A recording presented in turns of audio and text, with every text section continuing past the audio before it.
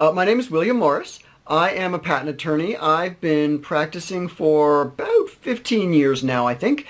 And today I want to talk about examiner interviews. These are a really important part of patent prosecution. They're optional. You don't have to do them. You don't necessarily do them in every case, but they can be really helpful. And they can be really good for a couple of reasons. So, and by a couple I mean three, right? So anyway, they can be really good for several reasons.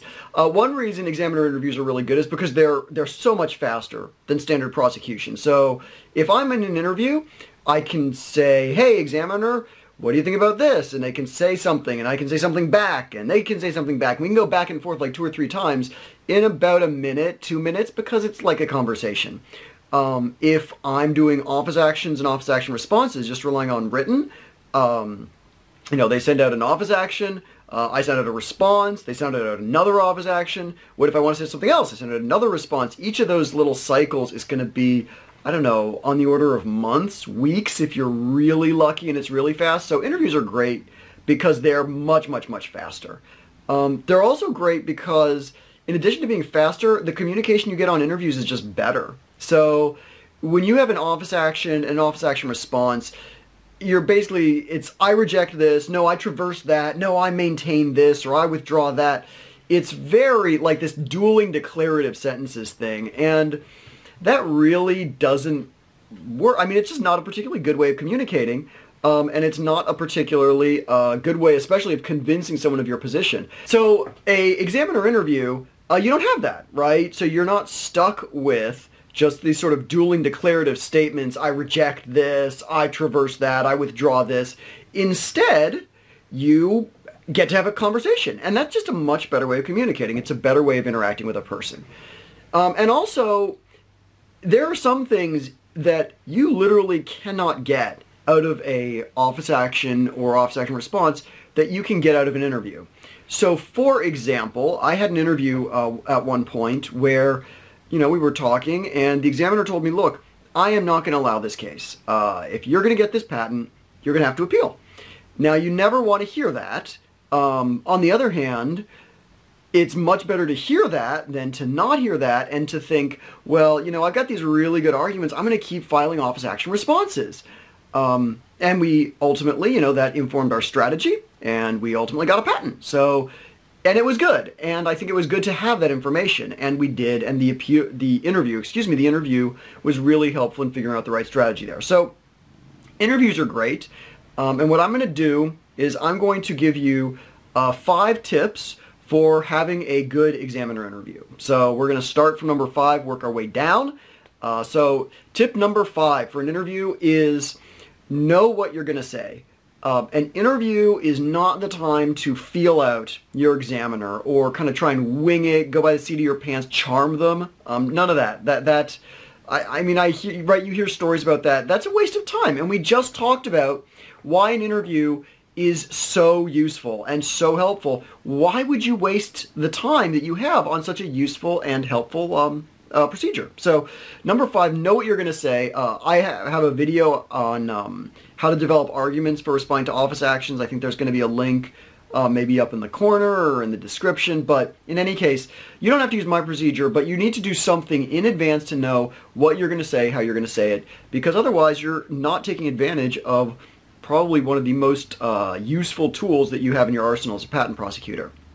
Number 4 is get the right people in the room. So it's not going to be a literal room, probably. Most likely the interview is going to be telephonic, but you still want the right people to be there. So, for example, if you have a office action and it has 2 people signing it, ideally you're going to want both of those people in the room. Now, why is this? Well, there's the obvious reason, which is if there's 2 people who need sign-off, you don't want to make a deal with one of them and then have that person countermanded by their superior, who, if they'd been in the room, you could have gotten everyone on the same page at the same time. Now, this isn't a hard and fast rule, right? This is a tip, right? It's not a requirement.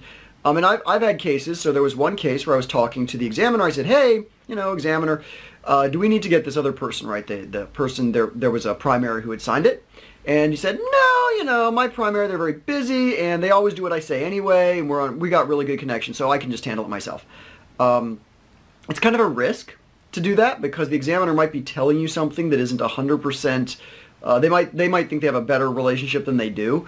But I did it. And the reason I did, so my feeling in that kind of scenario is, I don't know, saying, well, can we please have your primary on just because? I mean, I've done that in the past, but I feel in general I don't like to because it's a little bit too close to like, can I see your manager? That it just has a little bit of a vibe to it that I think is not great for a good rapport with someone. And it worked, right? I talked to him and he was right about his relationship and everything went smoothly. So I would say get the right people in the room. Right, of course, is going to depend on your scenario and your judgment as to what that situation means. But certainly, all else being equal, it's better to get everyone who needs to sign off to actually be there for the interview so you can get them all on the same page. So, tip number three is make a substantive agenda. So, my agendas, as I said in sort of the first tip number 5, know what you're going to say. So my agenda will kind of lay that out. And here's the format that I use. It will say, on the interview scheduled for such and such time on such and such application, I would like to discuss the following. Boom, boom, boom, boom, boom. And each of those booms is a point, right? One of the arguments I want to make. And the last two are almost always the same. So the second to last one is whether or not any of the potential amendments submitted herewith could result in an agreement being reached. And that, I think, is important. Even if I think my claims are perfect and no change needed, I'll usually have some kind of an amendment because it gives you something concrete to talk about. And I think examiners kind of like that it shows you're willing to kind of work with them. And again, that's not sort of a legal thing, but it's something that I've observed. And even if you don't use those amendments, even if you just put it in a dependent claim, right? And there you can put it in and it doesn't, impact your independence particularly. It's something where if the examiner says, I agree, your claims are pretty good, but they could be a little bit better, it gives you a really good starting off point to talk about that. So I think having interview amendments, potential amendments, again, even if it's just a dependent claim, I think it's really helpful. And then the last point that I'll have right below the one about the amendments is, are there any other arguments or amendments which, if we made them of record, could result in a agreement being reached in this case? And this is one, it doesn't always work, right? So different examiners do different things. Most of the time they'll say, nope, that's about it, or I don't know anything, or if you think of anything, you can talk to me. But I've also had cases where examiners really do a very thorough job. They go through these specifications, they go through the claims, they go through the prior art, and they have made suggestions. I've had suggestions that the clients say, this is a good suggestion, I like it. And that's really great because, as good as my claims are, an examiner is going to buy in so much more strongly when it's their suggestion and when it's their amendment. So, it doesn't always work, but I think it's always good to just have it at the end there. So tip number 3 is have a good and substantive agenda, concrete amendments, specific points so you can get some kind of an agreement on claim language with the examiner. Tip number 2 we're going to start out by throwing away that agenda I just talked about. So tip number 2 is start off conceptual. So when I'm in an interview, and again, I think it's very important you have your substantive agenda, you have your specific claim language and potential amendments, but I almost never start with that. What I'll start with is I'll say, okay, look, examiner, we obviously have some disagreements because you rejected my application. So what I want to do, I think the prior art's very different, or I think, your reasoning why you said my application is unclear, I don't agree with that. But what I want to do is I want to start by talking conceptually. To see if we're at least on the same page, because maybe, the problem is with the language I used. I thought it was clear, maybe you don't. But I want to just make sure we're on the same page conceptually, and then we can kind of work out the language. So I'll say, okay, here's what I think the prior art, as I read it, here's what it says. I think it says blah, blah, blah, blah, blah. Is that about right? Do you think, or am I missing something here? And my experience 9 times out of 10, the examiner will say, yeah, that's about right. I agree with you. I think that's about right. And then I'll say, okay, great. Okay, so now here's kind of what I'm thinking about with these independent claims. Here's what we were kind of go for.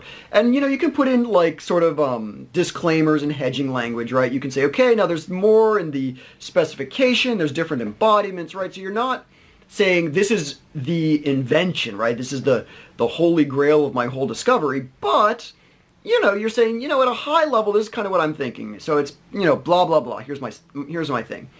And you can say, does that make sense? Does what I'm saying, is that understandable? The examiner, again, almost always says yes.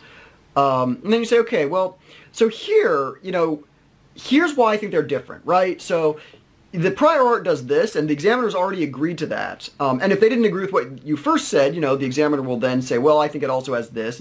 But whatever it is that, you guys have agreed that the prior art actually says, say, the prior art says this. And my claims say that, or I was trying to do that. So conceptually, not looking at the claims, but conceptually, do you see why I think this is a difference? And here's why I think it's different. And my experience is you will very often get the examiners to say, yeah, I do see that's different. It's not as 9 times out of 10 as you're going to see with, when they say, oh, I understand the prior art, I understand your invention. But more often than not, the examiners will agree with you that conceptually there's a real difference here. Then you nail down into the claims. You say, great, all right, cool. So let's talk about that, because I thought my claims really, brought that out. And here's, and now you start going down your agenda. You say, point 1, here's the thing that I thought was really different. What are you thinking about that? So you start out, very conceptually, because you don't want to get bogged down in some kind of a discussion of, well, I'm using the word the, and you want me to use a, and I think this, and you say that. No, that is not helpful. I like to start on an agreement, and then move down to the brass tacks.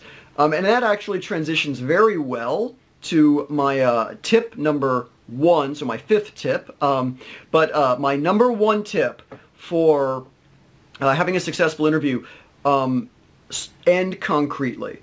Be concrete when you're closing this thing up.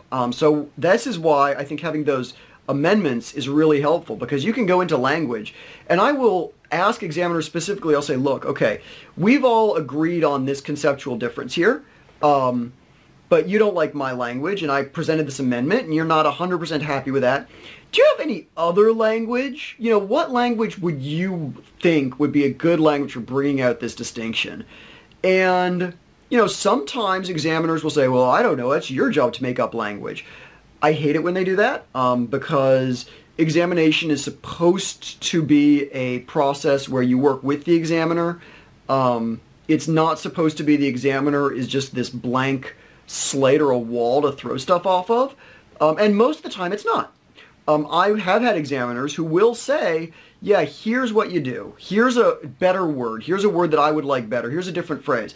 And if you like the phrase, great. If you don't like the phrase, that's also often okay, because you can put that in, say, a dependent claim, and that will give you something that even if, your great arguments, now that the examiner has agreed with you, and I find that once, you've gotten that conceptual level of understanding together, it's often a lot easier to get your next response will just be seen better, because, again, it's a lot just the written communication back and forth, it's not a great way of communicating.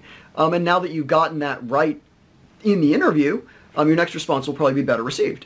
So, but at the end, I will be very concrete about that. I'll say, look, okay, this language, you don't like it. What's this other language? But make sure that you and the examiner are on the same page, not just conceptually, but also linguistically, if at all possible, because that's what's going to be in your response. Your response is not going to be, oh, here's a concept. Your response is going to be, here's specific language, here's a specific amendment. So those are my kind of 5 tips. Know what you're going to say, get the right people in the room, have a substantive agenda, start conceptual, end concretely. And now I'm going to give you a bonus tip. So this is a tip that you don't always use this. But in cases where you had a good interview, right? So you're in a situation and the examiner says, yeah, I like your language. I like, your concepts. I think this is going to overcome the current rejections. They won't generally say we'll give you an allowance. What they'll say is we need to do another search, but it appears that you overcome the current art. And that's good. You say, what I will do is I'll say, okay, look, examiner, I understand you need to do a new search. And, you can't agree to allow it right away. But, you've been around the block. You know some things. You're an experienced person. From your experience, what do you think you're going to find on that search? Do you think that you are going to find something that's going to knock us out, or do you think we've got a pretty good shot at getting this through? And so this is not a binding thing. The examiner's done their search, but I will have the examiners, they'll often tell me, yeah, I like this, no, I don't like that. And then if they say, no, I think you got an issue, you can ask, well, can you tell me, why, what is it? And you can kind of build something in. Again, maybe in a dependent claim, because you don't know, it's all hypothetical.